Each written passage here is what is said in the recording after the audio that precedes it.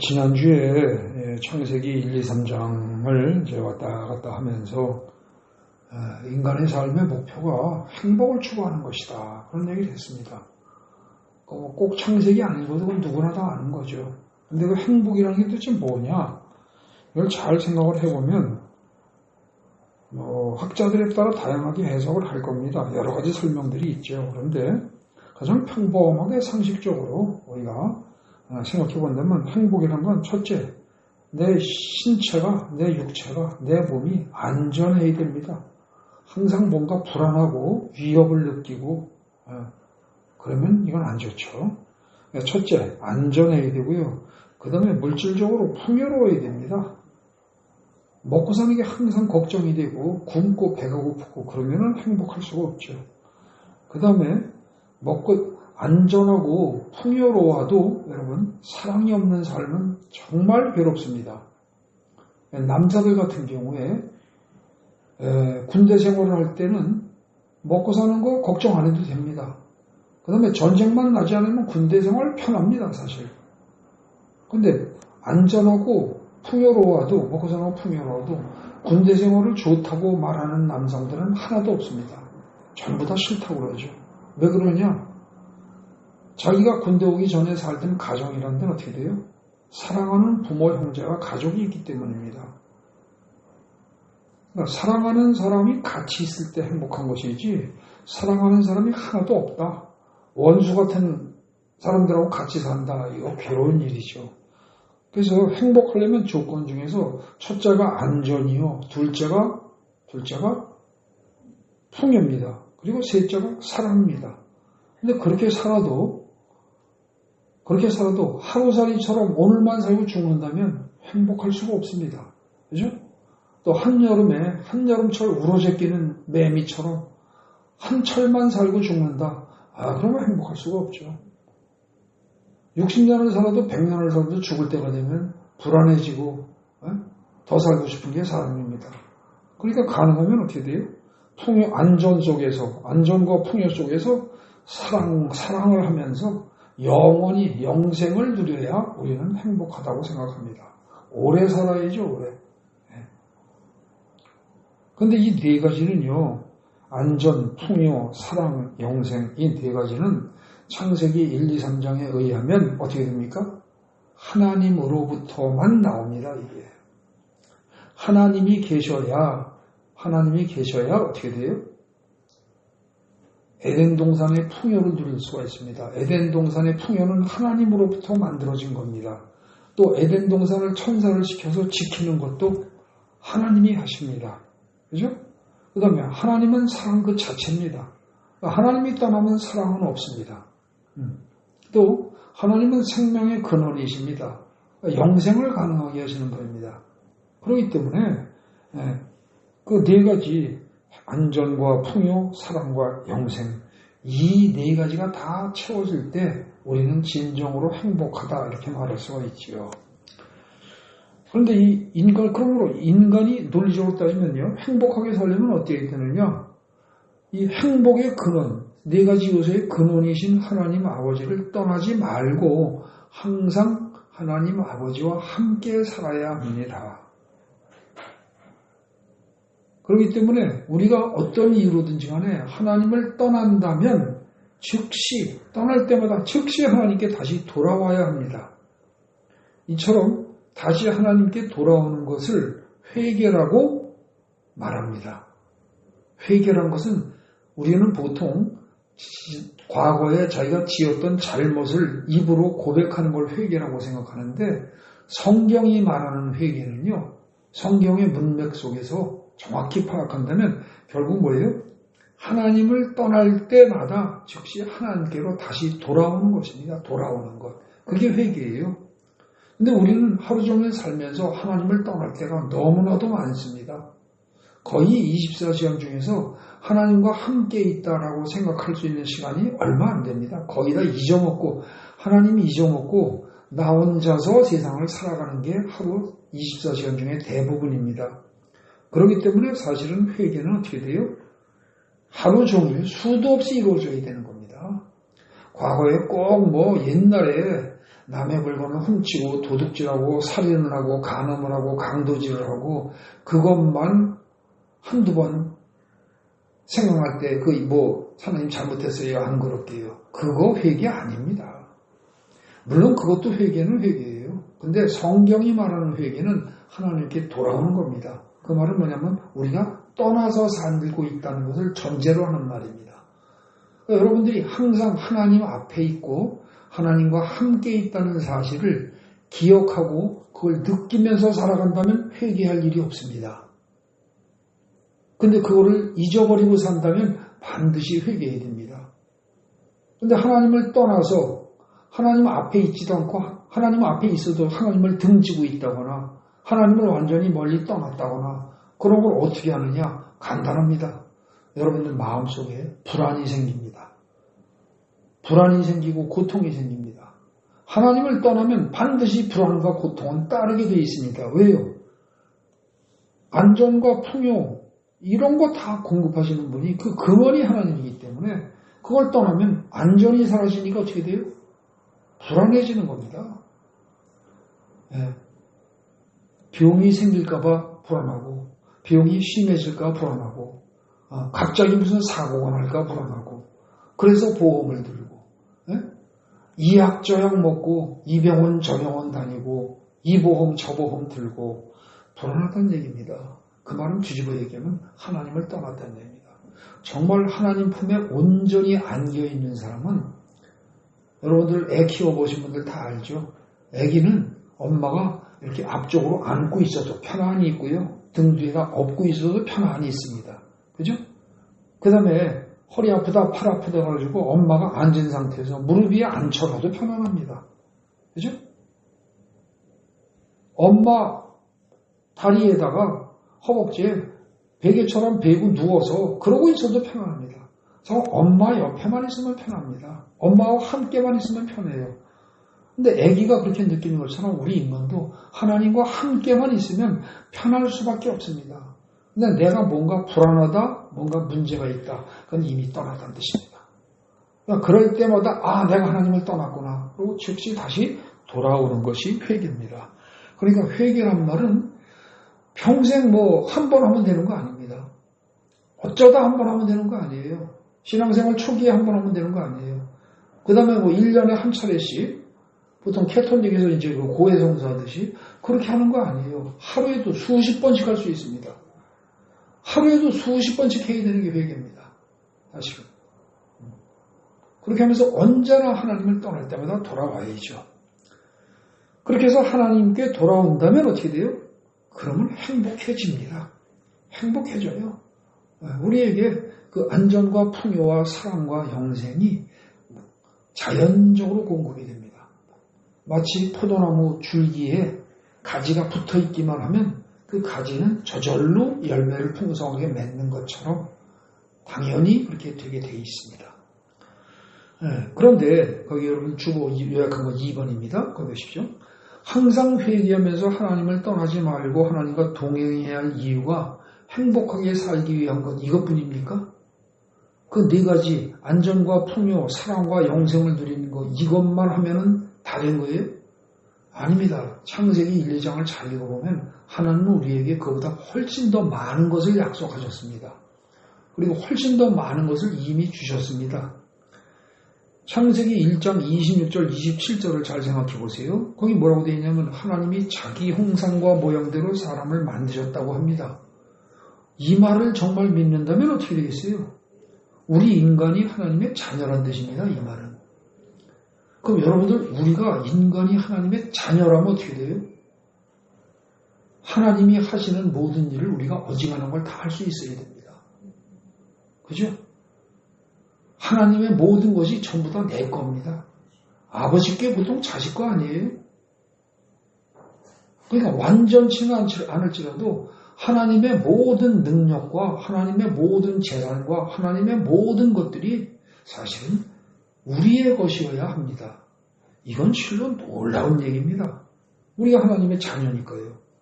천지를 만드신, 천지를 창조하신, 그리고 지금 천지를 운행하시는 그 하나님이 내 아버지라니 이거 같은 이거 제대로 알면 뭐예요? 우리는 금수저 중에 금수저입니다. 그죠? 근데 우리는 그걸 모르고 살아갑니다. 그걸 모르고 그냥 버려진 고아처럼 그냥 내 손으로 죽어라고 일해서 돈 벌어서 그렇게 아주 후여먹고 살면서 발버둥을 치면서 조금만 아프면 또 죽을까봐 그냥 절절절절 매고 이러고 살아갑니다. 그죠? 네. 이게 참 하나님의 자녀로서 창피한 일입니다. 이게 하나님 얼굴에 먹칠하는 셈이죠, 사실은. 네. 그러니까 나도 귀한 존재고 다른 사람도 귀한 존재입니다. 네. 하나님의 자녀니까. 네. 그 다음에 또 창세기 1장 28절을 보면 하나님은 인간에게 땅과 하늘과 바다에 있는 모든 것들을 다스리라고 하십니다. 그럼 이건 뭐예요? 쉬운 말로. 지구를 다스려랍니다. 지구를. 그죠? 그럼 너희가 지구에서 살면서 지구 전체를 다스리면 다스렸지 종노릇하면 안 된다는 뜻입니다. 근데 오늘날 강대국이라고 아무리 큰 소리 치는 미국도 중국도 태풍이 불고 그러면 어떻게 돼요? 엉망진창이 돼버립니다. 미국도 중국도 감당을 못해요. 그죠? 뭐 일본, 한국 말할 것도 없습니다. 다 똑같습니다. 전 세계가. 자연재해에 무기력한 게 인간들입니다. 예. 태풍이 불어도 못해. 그 다음에 비가 많이 와도 못해. 그 다음에 비가 안 와도 못해. 이래도 저래도 다 맨날 시달립니다. 맨날. 근데 우리는 원래 하늘과 땅과 모든 것을 다스리게 만들어진 존재입니다.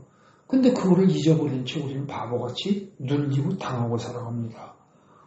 그리고 그걸 당연한 걸로 합니다. 그러니까 여러분들 오늘날 우리의 인간의 삶의 모습이 정상이 아니에요. 이게 하나님이 원하시는 거 아니에요. 네. 그 다음에 또 세 번째로 창세기 2장 16절에서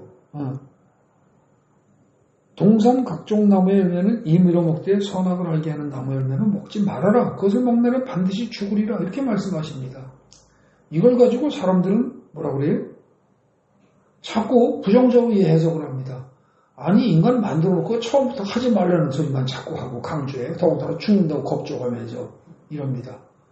참 딱한 사람들입니다. 자기 입장에서만 생각하는 거예요. 여러분 그 문장 잘 읽어보십시오. 동산 각종 나무 열매는 임의로 먹되 다 먹어도 좋다는 거예요. 근데 딱 한 가지만 먹지 말래요. 딱 한 가지만. 그 말은 뭐예요? 인간에게 무한한 자유와 권리가 주어졌다는 뜻입니다. 너희 다 해도 좋아. 뭐든지 다 해도 좋아. 근데 한 가지만 하지 마 이거예요. 그게 선악을 알게 하는 나무 열매만 먹지 마 이겁니다. 그걸 요즘식으로 말하면 뭡니까? 요즘식으로 말하면 여러분들 이해하기 쉽게 비유를 하자면은 엄마 아빠가 집을 갖다가 아주 살기 좋은 집을 만들어 놓고 지어놓고 그 다음에 먹을 것도 풍부하게 하고 안전하게 하고 자식을 사랑하면서 그 남은 자식 하나한테 얘기를 합니다. 얘야 네가 길길이 뛰어도 좋고 뽀개도 좋고 그야말로 텔레비에 장롱에 모든 걸 다 끄집어 당겨서 박살을 내도 좋은데 그 대신 뭘 하지 마라? 집에 뜨거운 불타는 난로가 있는데 그건 손대지 마. 그거 손대면 뒤로. 그겁니다. 그거는 손대면 네가 튀어. 그러니까 네 몸을 보호하기 위해서 그건 대지 마. 이거하고 똑같아요. 근데 사람들은 그걸 갖다가 어떻게 생각하냐. 그러니까 그거는 하나님의 사랑의 표현입니다. 뭔가 하지 말아야 될 게 하나가 있어. 그걸 하지 마. 근데 그걸 하면 너 반드시 죽어. 그러니까 절대 하면 안 돼. 그리고 반드시 가르쳐줘야죠. 안 가르쳐주면 모르고 난로에 손을 댈 수도 있을 테니까. 그죠? 그러니까 선악을 알게 하는 나무 열매를 먹으면 죽을 것이기 때문에 먹지 말라고 반드시 가르쳐줘야 합니다. 그러니까 사실은 살려주기 위해서 모든 자유를 줘놓고 하나님의 아들이 죽지 않도록 하기 위해서 해주신 거니까 감사하게 생각했는데 감사하게 생각하기는커녕 하나님이 마치 인간에게 올무를 만들어 온 것처럼 생각하면서 불평을 얘기합니다. 사람들이. 그래서 뭐라 그래요? 아니 하나님이 선악과를 왜 만들었어?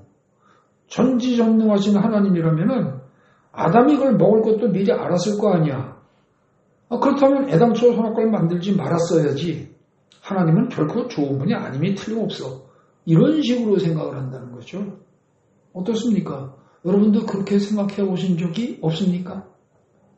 실제로 그렇게 생각들 해오셨을 겁니다. 어떤 분은 지금도 그렇게 생각을 합니다. 그리고 지금은 아니라 할지라도 불신자들이 야, 기독교의 하나님은 되게 웃기는 하나님이야. 그거 선악관 뭐하러 만들어 사람 골탕 먹여? 이렇게 했을 때 그걸 여러분들이 이해시킬 수가 있어야 됩니다. 근데 그걸 이해시킬 수가 없다 그러면은 여러분들이 정확히 모르는 거라는 뜻이죠. 근데요, 그거는 제가 조금 전에 말씀드린 것처럼 뜨거운 난로 생각하면 돼요. 뜨거운 난로에 손을 대면 누구나 화상을 입어요. 그래서 어린아이들에게 난로에 손 대지 말라고 합니다. 근데 그게 어른들의 엄마 아빠의 무리한 요구입니까? 그게 부당한 요구예요? 그러면서 그 어린애가 차라리 난로를 만들지 말았어야지. 그 만들어 놓고 손도 못 대게 하니까 그런 엄마 아빠는 나쁜 사람이야. 심통쟁이야. 이렇게 말하면 그 말이 맞습니까? 말이 안 됩니다. 그죠? 또 다른 예 한번 들어봅시다. 아주 값비싼 차를 벤츠의 롤즈로이스에 좋습니다. 아주 비싸다는 차 뭐가 되든 좋아요. 그 고급차를 타고 고속도로를 신나게 달립니다. 아빠가 어린이를 태우고 자기 자식을 태우고 달립니다. 근데 애가 갑자기 문을 열고 나가려고 합니다. 그러면 그거 아빠가 말려야 돼요? 안 말려야 돼요? 말려야죠. 안 말리면 죽습니다. 그죠? 근데 그걸 말렸더니 그 아들 녀석이 한다는 얘기가 아니 아빠는 기껏 차 태워놓고 기껏 달리다가 내가 좀 나가겠다는데 나갈 자유를 안 줘? 이런다면 그러니까 아빠는 나쁜 사람이야. 차라리 차를 만들질 말든지 사지를 말든지 나를 태우질 말았어야지 왜 태우고도 못 나가게 하는 거야. 이런다 그러면 여러분들 뭐라고 하겠습니까? 말이 안 되는 얘기죠. 그러니까 결국 이게 무슨 얘기냐면요. 여러분들 인간은 살면서 반드시 해야 할 것이 있고요. 하지 말아야 할 게 반드시 있습니다. 인간은. 예를 들어서 노예는 어떻습니까? 자유가 없지요. 근데 그에 비해서 자유민들은 자유가 있습니다.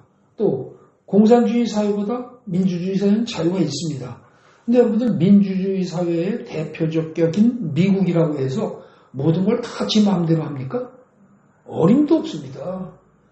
민주주의의 역사가 오래됐고 민주주의가 발전한 영국이나 프랑스 이런 나라들이 모든 걸 다 지멋대로 하게 허용을 합니까? 어림도 없습니다. 우리나라에서는 자동차 정지선에 사거리 신호를 했을 때 정지선 바로 앞에서 그 정지선을 넘어서게 되면 어떻게 돼요? 교통경찰이 와서 딱지를 띱니다. 그럼 그때 띄는 딱지가 모르긴 해도 10만 원을 넘지 않습니다. 그죠? 한 4, 5만 원 정도? 그 정도로 나올 겁니다. 근데 그 정지선은 조금 차 앞대가리가 조금 넘었다고 해서 경찰이 딱 보고 있다고 해서 무조건 딱지 떼요? 안 그럽니다. 많이 봐줍니다. 그죠? 근데 제가 알기로는 프랑스의 경우는 그 사거리에서 정지선이 있는데 그 앞에 차의 대가리가 조금만 나왔다. 그럼 그건 무조건 벌금입니다. 무조건. 그런데 그것도 수십만 원 수준입니다. 그게 엄청 벌이 무겁습니다. 그럼 여러분들 그 프랑스라는 나라가 나쁜 나라예요? 아닙니다. 자유는요. 어떤 정해진 규칙을 법을 지키는 범위 내에서 자유이지 그 규칙은 엄격한 게 선진국입니다. 후진국으로 갈수록 어때요? 교통법규 안 지킵니다. 좀 모한 얘기지만 요즘은 많이 낮았을 겁니다. 한 10년쯤 전에 제가 중국 다닐 때 그때만 해도요.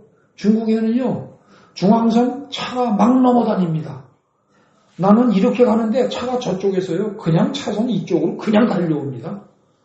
차도 인도 이런 거 구분 없습니다. 지 멋대로 아무 데나 돌고 건널목 따로 없습니다. 물론 그려져 있습니다. 지 멋대로 올라다닙니다.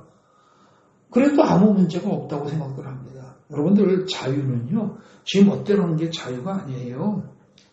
인간은 살면서 반드시 해서는 안 되는 일이 해서는 안 된다는 규칙이 인간 사회에는 반드시 있게 되어 있습니다. 그럼 인간만 그래요? 아닙니다.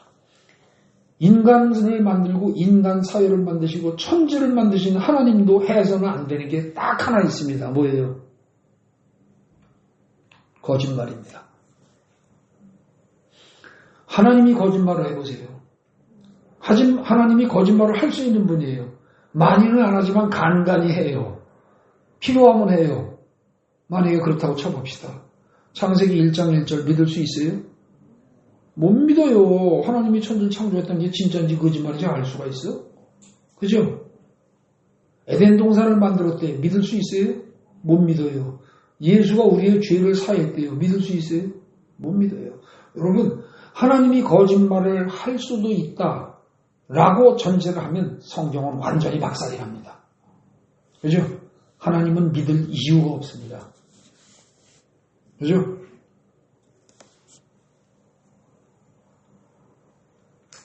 그래서요, 해서는 안 되는 일이 누구에나 반드시 하나 이상 있는 법입니다. 심지어 천지를 만드신 하나님조차도 하셔서는 안 되는 일이 한 가지 있어요. 거짓말. 바로 그거예요.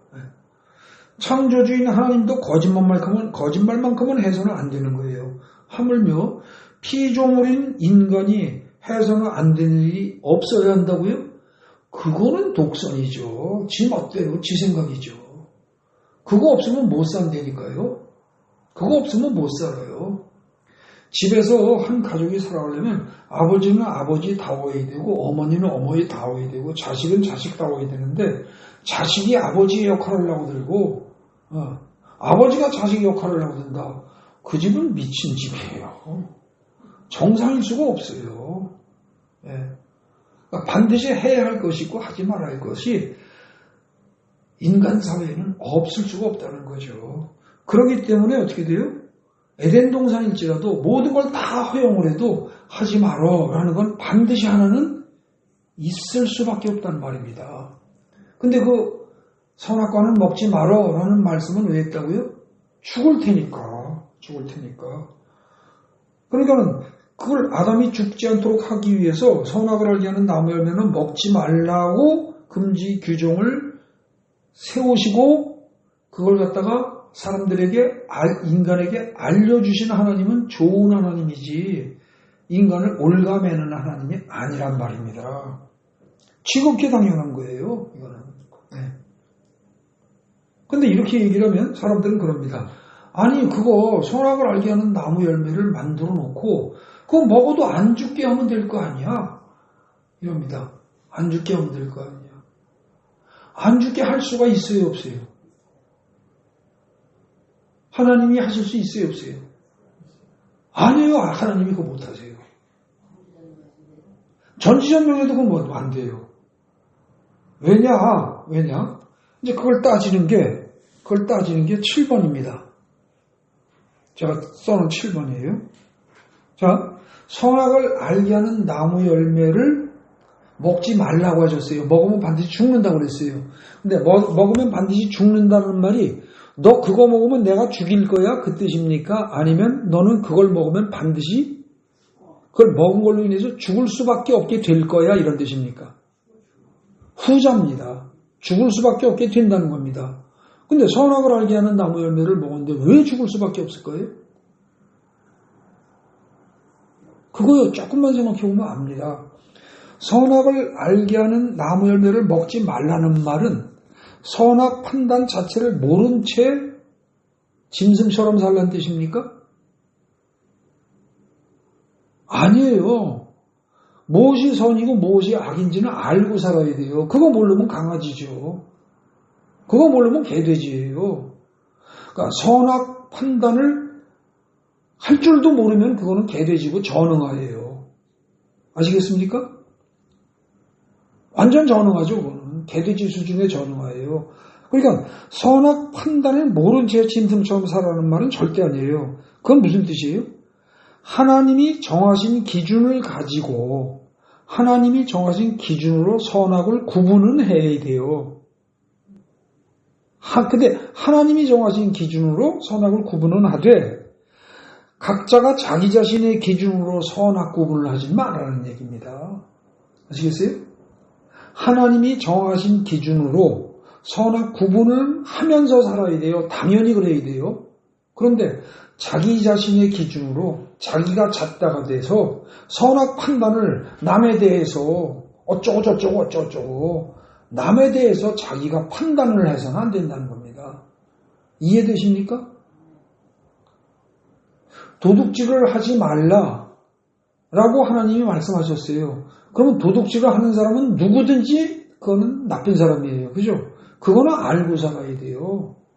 남의 것 훔쳐먹고 뺏어먹으면 안 된다. 만약에 그랬으면 그건 알고 살아야 할 사람이지, 그것도 모른 채 기회만 되면 남의 거 훔쳐먹고 뺏어먹으면서 살고 내 배만 부르면 된다. 그건 짐승이죠. 강아지죠. 네. 그러니까 선악 구분 자체를 모르고 살아야 된다는 얘기는 아니에요. 근데 선악 판단을 하는데 내 기준에서 해요. 제가 내 거 훔쳐간 건 나쁜 것이고 내가 제 거 훔친 건 잘한 거야. 이거는 안 되죠. 아시겠어요? 내가 쟤한테 욕한 거는 잘한 것이고 쟤가 나한테 욕한 건 나쁜 거야. 이건 안 된다는 겁니다. 그러니까 선악 판단을 하기는 하되 그 판단의 기준이 무엇이어야 한다? 하나님이 제공하신 기준이어야 한다는 겁니다. 근데 그거를 내가 기준이 되어가지고 내 중심으로 판단하는 거, 그 짓은 절대 하면 안 된다는 거예요. 근데 그걸 그래도 하나님의 말씀을 무시하고 자꾸 해버리면 어떻게 돼요? 나는 나대로 남의 거 뺏어 먹을 것이고 남의 거 훔쳐 먹을 것이고, 그죠? 또 여러분들은 그럼 어떡하겠어요? 저한테 당하기만 하겠어요? 아니죠. 역시 똑같이 제 거 훔쳐 먹고 뺏어 먹고 하겠죠. 그러다 보면 누가 이겨요? 힘센 놈이 이겨요. 그죠? 그럼 힘 약한 애들이 이기려고 들면 어떻게 해야 돼요? 뭉쳐서 나를 때려 죽여야 돼요. 그죠? 결국은 어떻게 됩니까? 각자가 기준이 돼서 자기 기준으로 남은 옳고, 남은 틀리고 나는 옳고, 내가 이런 식으로 판단하는 사람들이 계속 모여 살다 보면 나중에 어떻게 됩니까? 서로 싸우고, 그죠? 그러다 보면 결국은 나중에 어떻게 돼요? 죽고 죽이는 일이 반드시 벌어집니다. 반드시. 그죠? 그러니까 너희가 선악과를 먹고 선악과를 먹은 결과 너희 스스로 선악 판단하는 게 체질화돼서 아주 몸에 배서 사람만 봐도 저 사람은 생긴 거 딱 보니까 마음에 들어. 좋은 사람 같아. 저 사람은 나쁜 사람이야. 저 사람은 이래서 안 좋아. 저래서 안 좋아. 저 사람은 나한테 잘해주니까 좋아. 이런 식으로. 물건을 봐도, 똑같은 물건을 봐도, 이거는 비싼 거니까 좋은 거고, 싼 거니까 나쁜 거야.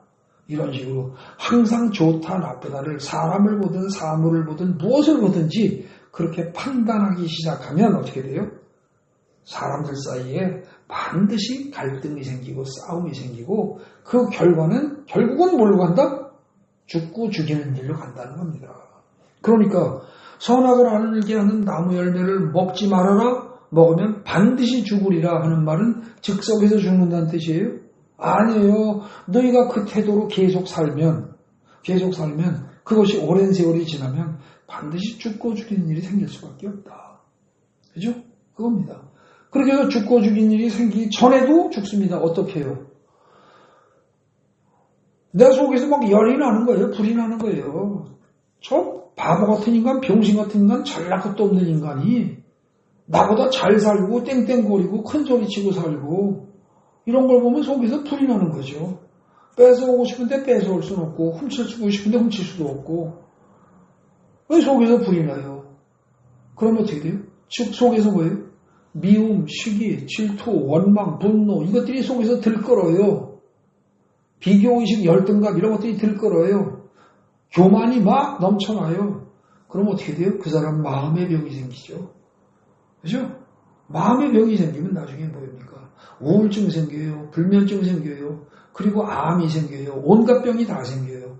여러분 실제로 지금 우리 여러분이 주어 요약한 거에 첫 줄에 나오는 안전과 풍요와 사랑과 영생을 누리는 상황이 되면 불평, 불만, 시기, 질투, 원망, 분노, 열등감, 교만 이런 게 생겨요? 없습니다. 이런 거 안 생기면 병 생겨요? 안 생겨요? 병도 안 생깁니다. 그런데 그냥 어떻게든지 하나님은 떠난 채 나 혼자 내 힘으로 살려고 발버둥을 치면서 난리를 치다 보니까 뭐예요? 어려서부터 공부 그러고 들들들 볶아가지고 어린애들을 놀 틈도 없이 쉴 틈도 없이 공부를 휘몰아치고 그렇게 하는 과정에서 자신감을 갖고 승리감을 느끼면서 그럴 수 있는 사람은 몇 명 나와요? 100명이 모여있으면 몇 명 나와요? 1명 나온 거예요, 1명. 1등 하나만 자신감이 느껴지고 2등부터는 어떻게 돼요? 아, 나는 죽었다 깨도 1등 저놈은 못 따라가. 이러면서 열등감이, 패배의식이 생겨나는 거예요. 99명은 패배의식 속에 살아가고 1등짜리 하나만 교만에 빠지죠. 그런데 그 사람들을 또 모아서 1000명이 되는 사회가 되면 어떻게 돼요? 또 역시 999명은 열등감에 빠지고 비교의식에 빠지고 1명만 교만을 느낍니다. 근데 교만에도 망하는 것이요. 성경에 교만은 패망의 선봉이라고 그랬어요. 그죠? 근데 열등감 비교의식을 느끼기 시작하면 어떻게 돼요? 사람이 쭈그러듭니다. 그죠? 그러면서 온갖 문제가 다 생깁니다. 열등감 비교의식 그 속에서 결국 어떻게 됩니까? 나는 아무리 해도 안 되는데 저 인간은 한 것도 없이 잘 돼요. 그러니까 어떻게 돼요? 시기심, 그죠? 질투. 그 다음에 우리 부모는 도대체 뭐 한 거야? 왜 우리 부모는 나한테 해준 게 없어? 원망. 그러면 뭐예요? 왜 나는 이렇게 나왔어? 분노. 온갖 게 다 생깁니다. 그럼 병이 생기죠. 그러니까 여러분들 결국은 선악을 알게 하는 나무 열매를 먹고 우리 자신이 선악 판단의 기준이 되는 바람에 기준이 되고 나니까 모든 인간의 죄악된 속성들이 우리 마음속에서 들끓고 그것이 들끓다 보니까 어떻게 돼요? 결국은 나중에 행동으로 갈등이 생기고 싸움이 생기고 그 싸움이 심해지니까 어떻게 돼요? 개인 간의 싸움이 심하면서 죽이거나 죽을 수도 있고 그 싸움이 생겨나는 과정에서 여러 가지 심리적인 갈등으로 고민으로 병이 생긴단 말입니다. 여러분들 재판을 겪어본 사람들 압니다. 특히 내가 재판을 당해서 재판의 피고로 재판에 걸려서 3년 4년만 고생을 해보세요. 병 생깁니다. 심장이 벌렁벌렁해요. 말종하던 사람이. 네. 그냥 남하고 시시비비 옳고 그르고 그걸 계속 따진다는 거는요. 결코 그게 좋은 거 아닙니다. 마음에 병 생기는 거예요. 그러니까 웬만한 거 손해보고 조금씩 손해보고 넘어가는 게 내 몸에 일 없습니다. 돈 몇 푼 손해보고 마음 편한 게 이런 거예요. 그래서 선악을 알게 하는 나무 열매 먹지 말아라. 이거는요. 네 기준으로 판단하지 말아라. 그 얘기예요. 그렇게 먹는 사람은 하나님이 죽이시겠다는 말이 아니에요. 그렇게 선악을 알게 하는 나무 열매를 먹고 네 기준으로 사사건건이 선악 판단을 하고 시시비비 판단하고 따지고 이렇게 들면 어떻게 돼요? 결국은 네 속에서 병 생기고 그러다가 네가 원수를 만들고 네가 적을 만들고 그러면서 서로 싸우고 그러다 죽이고 그러다 죽는 거야. 그런 일이 반드시 벌어져. 그 얘기죠. 네, 여러분 생각해 보시죠.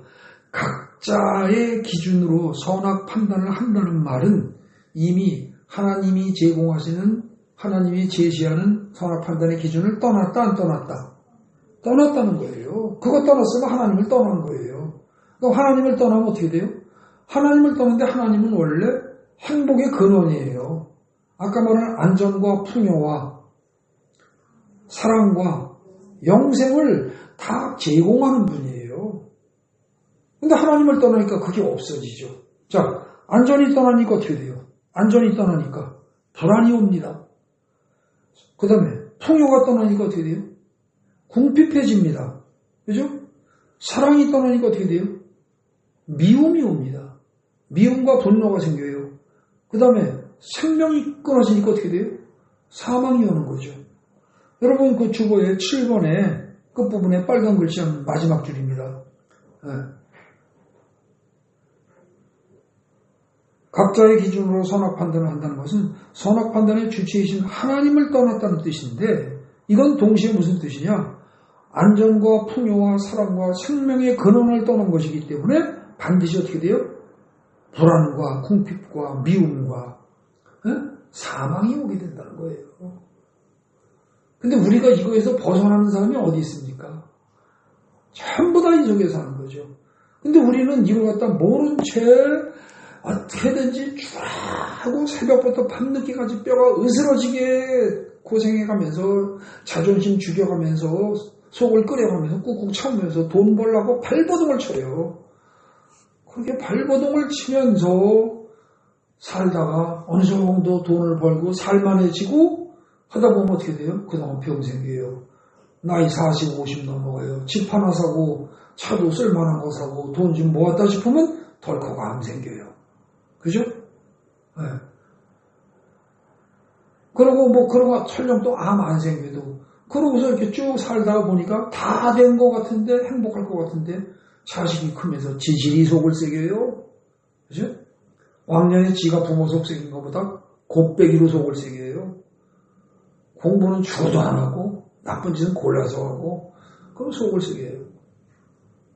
결국은 여러분 하나님 떠나면요 다 날아가는 거예요. 하나님 떠나면. 근데 우리 인생들은 그것도 모른 채 자기도 미련하게 살고 하나님을 떠난 채 행복을 추구하면서 또 자식들한테까지 뭐라 그래요? 하나님은 떠난 채 죽어라고 경쟁사회 속으로 밀어넣으면서 공부 이러고 등 떠면서 공부만 시켜요. 그러니 애들이 행복할 수가 없죠. 그렇게 자란 애들이 행복합니까? 그렇게 자란 애들이 나중에 효도합니까? 그렇게 자란 애들이 부부간에 사랑합니까? 여러분 아닙니다. 아니에요. 문제가 많은 거죠. 8번 보십시오. 하나님을 떠나서 나를 기준으로 선악 판단을 하는 사람은 하나님을 떠나서 내가 기준이 돼서 선악 판단하는 사람은요. 사탄의 유혹에 따라서 욕심에 이끌려 살아가게 됩니다.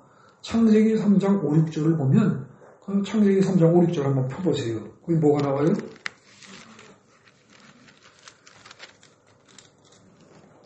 뱀이 유혹을 해요, 살살. 그 앞에 4절부터 보세요. 뱀이 여자한테 뭐라고 그래요? 야, 너네 절대 안 죽어. 절대 안 죽어. 그러고, 야, 그거 먹으면 있지, 눈이 밝아져. 그래서 하나님같이 돼. 하나님같이 돼. 어때요? 눈이 밝아져. 그래서 하나님같이 돼. 이 말에 하와는 솔깃했을 겁니다. 그죠? 그래가지고 먹은 거예요. 그래서 보니까 6절 보니까 그 나무를 가지고 먹음직도 하고 보암직도 하고 지혜롭게 할 만큼 탐스럽기도 한 나무래요. 여러분 이 나무만 그랬습니까? 에덴 동산에 있는 모든 나무의 모든 열매는 전부 다 이 세 가지 다 있어요. 여러분 사과를 보면은 잘 익은 사과를 보면은 많은 사과를 보면은 그거는 먹음직하고 보암직하고 근데 배가 이만한 거나 복숭아가 이만한 건 먹음직 안 해요? 다 먹음직스러워요. 다 보험직하고, 그죠? 이거 먹으면 진짜 건강 좋아질 것 같아요. 그런데 지금 뱀이 유혹하는데, 야, 너 그거 먹으면 이제 끝내줘. 하나님같이 돼. 이러는데 싹 넘어간 거죠. 거기에 넘어간 거예요, 그냥. 이렇게 해가지고요. 근데 욕심이 생긴 거죠. 무슨 욕심이? 하나님처럼 되고 싶은 욕심이 생긴 거예요. 하나님처럼. 여러분 이렇게 해가지고 욕심에 이끌려 살아가게 되면 이게 이제 죄를 짓는 거예요.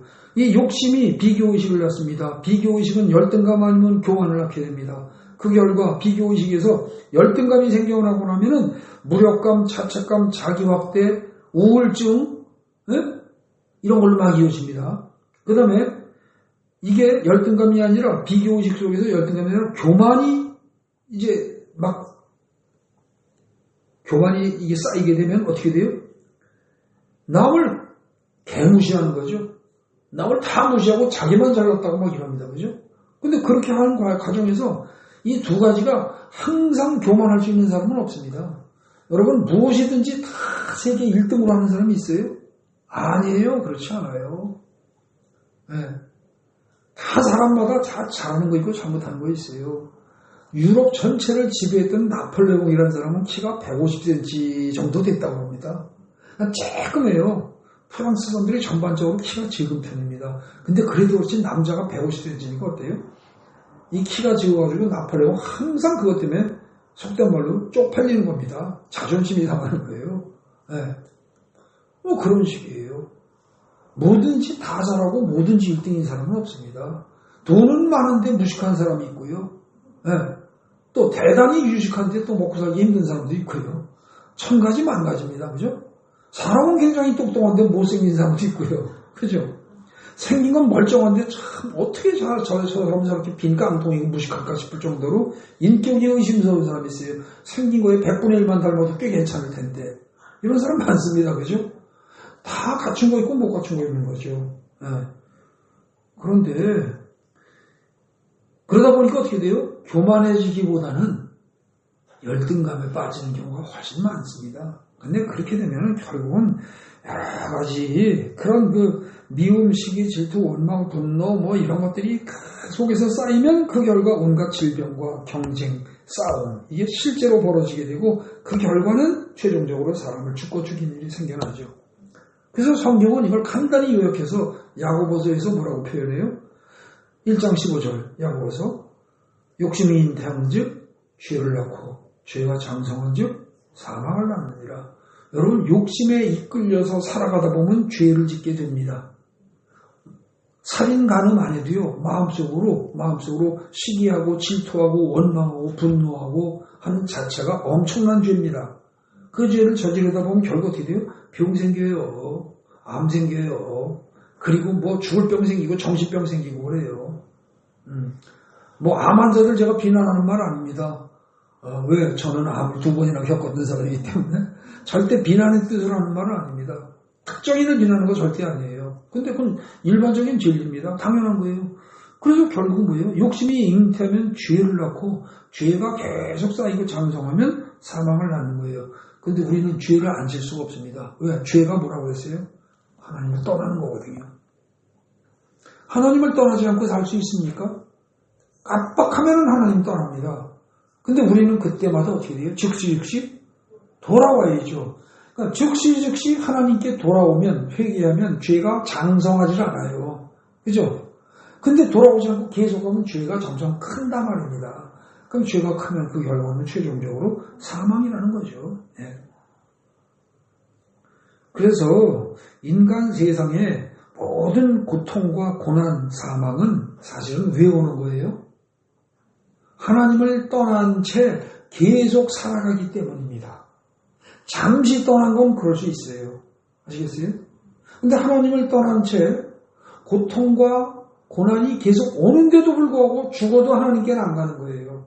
이를 악물고 내가 버팅기고 내 혼자 힘으로 이기려고 들고 아니면 다른 사람들에게 부탁해서 해결하려고 들고 몸이 아프면 꼭 의사한테 해결하려고 들고 하나님을 안 찾고 돈이 모자라면은 은행에 뭐에 뭐 이렇게 친구에 뭐에 친척에 다 그렇게 해서 재물의 문제를 해결하려고 들고 하나님한테는 이 세상 모든 재물의 주인이신 하나님한테는 의지할 생각을 안 하는 거예요.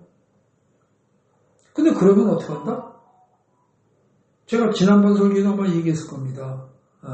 아사왕이 발에 병이 들었는데 만 2년 만에 죽습니다. 전국의 의원들을 다 불러대도 죽어요. 성경에 분명히 표시되어 있어요. 아사왕이 발에 병이 들었으나 하나님을 의지하지 않고 의원들을 찾았기 때문에 죽었다고 기록되어 있다고 해요. 네. 그러니까 의사를 믿지 말라는 게 아니고요. 네. 우리가 1차적으로 의지할 건 하나님이라는 사실입니다. 하나님께 돌아가는 게 필요하다는 거죠. 그렇지 않으면은 고난은 반드시 생겨납니다. 네. 그래서 인간 세상의 모든 고통과 고난, 사망은 하나님의 말씀을 기준으로 삼지 않고 사람들 각자가 자기 자신을 기준으로 삼아서 선악 판단을 계속하면서 살아가다 보니까 반드시 고통과 고난과 사망이 올 수밖에 없다는 거죠. 그러니까 그거 벗어나려면 여러분들 남 판단하고 정죄하고 하지 말아야 됩니다. 이거 기독교 얘기는 아닌데 재미난 얘기 하나가 있어요. 인도에 가면 자이나교라고 있습니다. 자이나교 들어보셨어요? 자이나교는 어떤 면에서 불교하고 비슷합니다. 근데 그 자이나교의 특징은요. 절대 불살생입니다. 절대. 그래서 음식에 뭐 동물성 먹는다? 절대 먹으면 안 되고요. 벌레도 죽이면 안 돼요. 모기가 와서 나를 물어도 그냥 할 수는 있을지 몰라요. 그러나 이건 안 됩니다. 죽이는 건 안 돼요. 그리고 무소유입니다. 남하고 절대 안 싸웁니다. 죽어도 안 싸웁니다. 그래서 그 사람들이 하는 거는 그 자이나 교회에 우리 지금 말하면 승려들, 목사들 이런 사람들은 어떻게 하느냐? 뻘거벗고 삽니다. 완전히 뻘거벗고. 무소유니까 옷도 하나도 없습니다. 팬티도 없습니다. 뻘거벗고 삽니다. 그 대신 하나 들고 다니는 건 있습니다. 밥그릇도 없습니다. 그래서 남이 먹을 걸 주면 그냥 손으로 받아서 먹습니다. 근데 그들이 가지고 다니는 게 하나 있어요. 자기 건 아니에요. 그러나 그게 뭐냐면 빗자루입니다. 아주 고운 빗자루. 걸어가는 길마다 혹시 밑에 개미라도 있을까 벌레가 있을까 근데 내가 밟아서 죽일까 싶어서 그걸 쓸면서 다닙니다. 근데요 여러분 그거 보통 사람 지키겠어요? 그럼 그 종교 망하지 않겠어요? 망할 것 같죠? 근데 그 종교가 생각보다 세력이 큽니다. 그리고 희한한 일은요 그 종교는요 망하지 않는 이유가 알렉산더가 쳐들어와도 그거는 안 죽입니다. 왜? 대들지라니까. 죽이면 그냥 죽어요. 그리고 벌레도 안 죽인다고 그러고 그대로 절대 남하고 싸우지 않고 남의 거 뺏지도 않고 소유 하나도 없고 그러니 천하 없는 독재자가 나서도 그 사람을 죽여서 좋을 게 뭐가 있겠어요? 안 죽여요. 안 죽여요. 그래서 천하 없는 독재자가 와도 이민족이 쳐들어와도 어떤 정권이 들어서도 자이나 교도는 죽이지 않습니다. 그 사람들은 아마 모기에 물리거나 뭐 그런 걸로 인한 병원이 있을지 모릅니다. 그러나 속에서 끓어오르는 분노 때문에 병은 안 생길 겁니다. 네? 여러분 우리 인간들이 병 생기고 지지고 먹고 싸우고 악당같이 그냥 서로 경쟁사회 속에서 치열하게 경쟁하고 싸우고 이러면서 죽고 죽이고 밟고 올라서야만 되고 이런 속에서 병 생기고 다 죽어가는 겁니다. 근데 그러지 말고 하나님이 하라는 대로 하나님이 말씀하시는 대로만 따르면 그런 일 없습니다. 자, 사과하고 배하고 딸기하고 수박하고 과일의 종류에 4가지 우선 생각해 봅시다. 사과가 딸기 보고 야 너는 왜 피부가 그따구냐 딱딱하지도 못하고 멀컹멀컹하고 누르면 그냥 문드러져 죽지 않냐. 그리고 사과가 딸기를 무시합니까? 또 딸기가 사과 보고 시기하고 질투합니까? 아니에요. 그러니까 자연의 세계는 하나님이 만드신 과일의 세계는 다양합니다. 여러 가지가. 근데 사과는 사과대로, 딸기는 딸기대로, 그죠? 수박은 수박대로 다 맛이 있습니다. 다 맛이 달라요. 어느 게 더 좋다라고 말을 못합니다. 그죠? 어느 게 더 좋다 말을 못해요. 인간도 마찬가지입니다. 한 부모에서 태어난 형제가 몇이 있어도 다 특성이 다 다릅니다. 똑같은 자녀는 없어요. 그런데 이놈은 이래서 좋고 저놈은 저래서 좋고 그런 것인데 이게 세상이 꼭 밟고 올라서야만 되고 경쟁해야만 되고 이런 속에서 태어나서 비교의식 이런 거 가지고 계속 잘잘못을 따지면서 자기 기준으로 따지니까 하나님은 딸기도 배도 사과도 수박도 다 의미 있게 만드셨는데 그것처럼 한 가정에 사형제가 있으면 그 사형제도 다 의미 있게 만드셨는데 지네들끼리 판단하면서 뭐라고 해요? 너는 왜 그따위야? 너는 왜 그것도 못해? 서로 이러고 싸운다면 아주 잘못된 거라는 거죠. 그러니까 각자가 자기의 기준을 가지고 남을 판단하고 평가하고 정죄하는 그것이 가장 큰 죄고 그것 때문에 그게 계속 반복되다 보면 내 속에서도 화가 치밀어 오르고 그것이 병으로 변하고 그것이 사회적으로 확대되다 보면 치고받고 싸우고 그러다 보면 죽이고 그러다 보면 뭐예요? 개인 간의 싸움이라고 부족 간의 싸움이라고 국가 간의 민족 간의 싸움이라고 이러는 겁니다. 네. 그러니까 자기 기준을 가지고 선악 판단을 하기 때문에 세상에 모든 고통과 고난이 생겨난다는 거죠. 결론입니다. 마지막 번에 결론한데 보세요. 선악을 알게 하는 나무 열매를 만든 것은 당연히 만들 수밖에 없습니다. 왜요? 지금 살펴본 것처럼 선악을 알게 하는 나무 열매를 만들었다. 이건 뭐예요?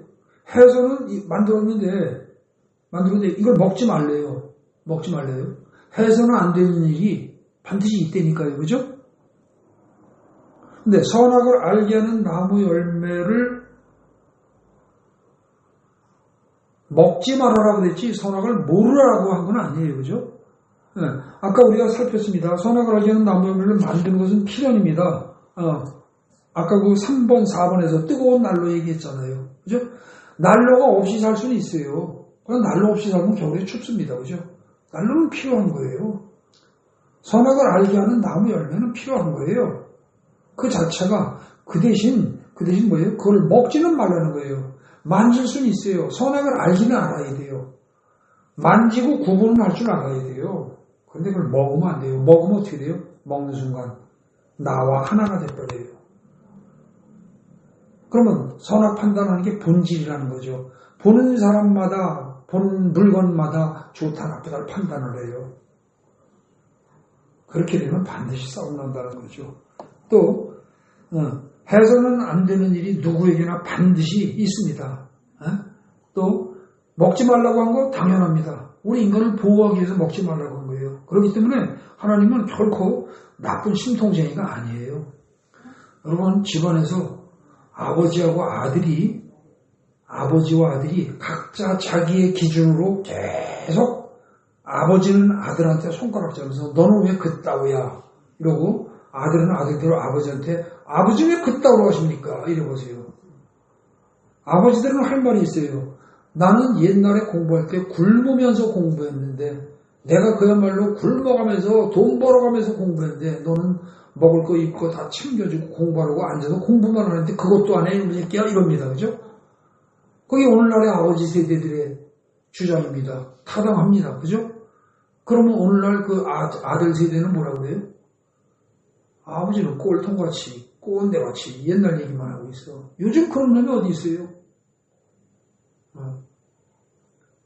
어느 집은 보면은 떼돈을 벌고서 고액과에 뭐에 다 해주는데 아버지는 그것도 못 시켜주면서 뭘 그래요. 이런 데니까. 그죠? 다 맞는 말이에요. 그 사람 입장에서 보면 다 타당한 말이에요. 근데 그럴 때 하나님은 뭐라고 그러세요?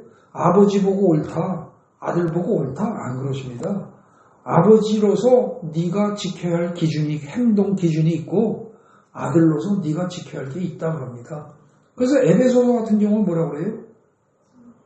아들은 어떻게 돼요? 자식은 부모를 공경해야 돼요. 공경하라고 돼 있어요. 분명히. 그 다음에 부모는 자식을 어떻게 하라고요? 노엽게 하지 말라고 돼 있어요. 그 기준을 지키라는 거예요. 쌍방이. 그런데 아버지는 아버지대로 아니 저놈이 제대로 해야 말이죠. 저놈이 불효를 하는 것도 아닌데 불효를 하는 것도 아니고 공부를 못하는데 그거 가지고서 너는 이 새끼야 왜 공부를 안 해? 이런 식으로 나온다는 거죠. 그러면 성경 말씀은 그러지 말라고 그랬어요. 아들은 노엽게 하지 말라고 그랬어요. 자식을. 그 다음에 자식은 아버지가 설령 어떻게 해도 공경하라고 그랬어요. 근데 뭐 아버지만 잘났어요? 아버지가 그렇게 잘났으면 아버지 나이에 누구도 대통령 했는데 아버지는 그러고 뭐 잘났다고 날 보고만 그래요. 그건 공경이 아니죠. 그러니까 아버지와 아들이 서로 자기 입장만 내세우면 죽을 때까지 싸웁니다. 그래서 실제로 이 대한민국에 보면은요, 아들이 고등학생 정도 되죠. 고등학생, 대학생 이렇게 20살 전후쯤 되죠. 아버지하고 아들이요 치고받고 싸우는 집 많습니다. 창피해서 말들을 잘 안 해봤지 수두룩합니다. 진짜 수두룩해요. 그것만 그렇습니까? 남편과 아내가 서로 자기 입장만 생각하면요 반드시 싸우게 돼 있습니다. 이혼하게 돼 있습니다. 결혼하기 전에는 남편이 왕자 같고 아내가 공주처럼 보일지 몰라도 결혼하고 나면은요 다 똑같은 인간입니다. 이빨 안 닦고 발도 안 씻고 그냥 그러고 자면은 냄새나고요. 똑같은 인간이에요. 그거를 나중에 알고 보면은 좋을 게 하나도 없어요. 그러면서 왜 너는 그따위야, 너는 그따위야 서로 그래 보십시오. 살 수가 있나. 예. 근데 요즘들은 그럽니다. 그렇게 하면서 아주 서로 탁탁 서로 요구 조건 탁탁 이거 아주 계산 탁탁 뽑아가면서 삽니다. 마치 그건 뭐예요? 이혼하려고 작정하고 사는 사람들처럼. 그거 분명히 깨집니다. 옛날엔 그래도 자식이 있으면 자식 때문에 살았습니다. 이혼 안 하고. 요즘에는 자식이 있어도 어떻게 돼요? 칼같이 갈랐습니다. 그죠? 자기만 생각하는 거예요. 자기만. 자기 입장에서 자기 기준만 가지고 이 자기만 생각하고 자기 기준만 가지고 세상을 보는 사람들, 이게 죄악의 핵심입니다. 근데 오늘날 세상은 자꾸 그쪽으로 가고 있습니다. 그래서 부자지간에 남편과 아내 사이에 형과 사이에 자신의 입장에서만 선악을 판단한다. 그러면 반드시 그 인간 관계에 문제가 생기고 싸움이 벌어집니다. 정치가들 마찬가지입니다. 여당과 야당이 자기 입장에서만 바라보고 싸웁니다. 좌파와 우파가 자기 입장에서만 바라보고 주장을 합니다. 맨날 머리통 깨지게 싸웁니다. 한 번 좋은 얘기 들려오는 적이 없습니다. 국민들이 보기에 존경할 만한 사람들입니다. 여러분들 국회의원에 뭐에 장차관하는 사람들, 정치하는 사람들 대개 우리 일반 서민들보다 똑똑한 사람들입니다. 공부 많이 하고 똑똑한 사람들이에요. 머리 좋고. 근데 그들이 하는 짓 보면 맨날 어때요? 날게 하나도 없어요. 맨날 싸웁니다. 뉴스 봐봐야 맨날 그 얘기입니다. 맨날. 그것만 맨날 보니까 우리도 어떻게 돼요? 점점 보고 배우고 합니다. 여러분 엄마 아버지가 맨날 싸우는 걸 어린애가 어려서부터 계속 보고 자라보세요. 그놈들 결혼하면 잘 살겠어요? 맨날 싸울 겁니다. 근데 백성들이 정치 지도자들이 맨날 싸우는 것만 보고 삽니다. 그러니까 어떻게 돼요? 집안에서도 싸웁니다. 부모 자식 간에도 형제 간에도 부모 간에도 싸웁니다. 나라가 망해 들어가는 겁니다. 정신 차려야 됩니다. 여러분 우리의 기준으로 남을 재단하는 것, 판단하는 것, 이게 사람을 죽이는 거라는 거죠. 하나님이 주신 기준을 그대로 받아들여서 살아가야 합니다. 네. 마치 뭐하고 똑같으냐? 중국을 최초로 통일한 사람이 진시황이라고 합니다.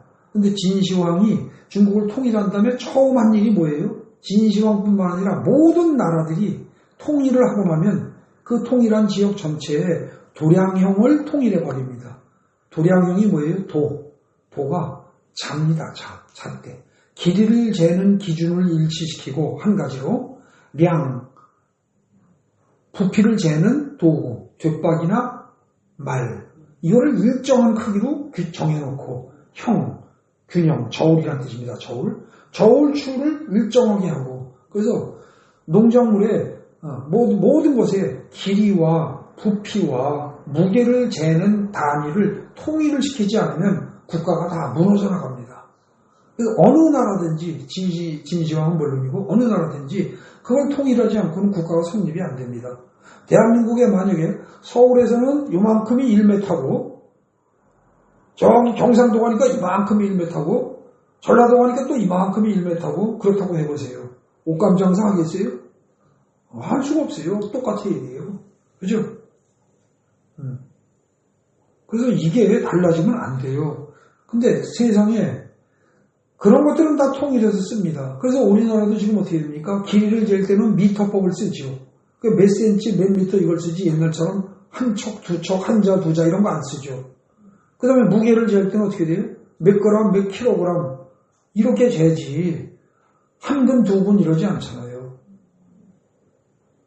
또 부피를 잴 때도 한 대, 두 대 이런 식으로 그렇게 안 하고 요즘 뭐예요? 전 세계 공통으로 1리터, 2리터 이런 식으로 재잖아요. 그러니까 전 세계 공통으로 그 길이와 무게와 부피를 재는 방식이 동일하기 때문에 전 세계가 교역이 가능하죠. 근데 그렇지 않으면 전 세계가 혼란에 빠집니다. 근데 그것처럼 여러분들 선악 판단에는 반드시 통일된 하나의 기준이 있어야만 사람들이 살아갈 수가 있어요. 그래야 세상이 돌아갑니다. 근데 그 판단의 기준이 누가 만든 것이어야 한다? 하나님이 만든 것일 수밖에 없다는 겁니다. 그걸 갖다가 강대국의 왕이 만들었다. 그러면 미국이 강대국이 되면 미국 걸 따라야 되고 소련이 강대국 되면 소련 걸 따라야 되고 막 바뀌게 되면 혼란스럽고 나라마다 다르면 못 견디는 거예요. 그래서 선악 판단에는 반드시 하나의 공통된 표준이 있어야만 세상이 정상적으로 돌아가는데 그 표준이 바로 하나님이고 하나님의 말씀이라는 점을 잊지 말아야 하는 거죠. 하나님이 정하신 표준을 버리고 각자의 기준만을 주장하다 보면 결국은 어떻게 돼요? 모두 다 죽습니다. 모두 다. 그래서 우리가 모두 다 살려면 자기 고집 버리고 자기 기준 버리고 내 기준으로 남을 판단하고 정죄하면서 살면 안 된다는 거예요. 근데 우리가 사실은 이걸 갖다가 가르쳐줘도 어때요? 하루 종일 그 속에서 살잖아요. 운전하는데 갑자기 누가 다 껴들면 나도 모르게 그냥 열이 확 나면서 저런 죽일 놈 이런다는 거죠. 근데 그 사람이 급한 사정이 있을 수도 있는 거죠. 그죠? 그야말로 똥이 마려워서 그냥 급하게 달려가는 걸 수도 있단 말입니다. 무슨 사정일지 몰라요. 그렇게 이해를 할 수 있어야 돼요. 남의 입장에서 생각하고. 그리고 정말 그렇다고 해서 모든 걸 다 그냥 넘어가라. 그건 아니에요. 성경에 살인하지 말라고 하면 살인하지 말아야 되고, 간음하지 말라고 하면 말아야 되고, 동성애하지 말라고 하면 말아야 되는 거예요. 그거에 대해서 무슨 동성애하는 사람들도 소수의 인권을 보호해야 한다, 보호한다. 그딴 소리 하지 말라는 거예요. 그건 보는 사람에 따라서 주장이 달라지는 거거든요. 보는 사람마다 주장이 달라질 만한 요소가 있을 때는 무조건 성경을 기준으로 해라. 그게 하나님 말씀이고 그게 성경의 기본 입장이에요. 그러니까 사실은요. 동성애 등등 그런 문제 가지고 알고 하는 거 그 사람들은 하나님의 권위에 대한 정면 도전입니다. 이유 없어요. 긴 말할 여지가 없는 겁니다.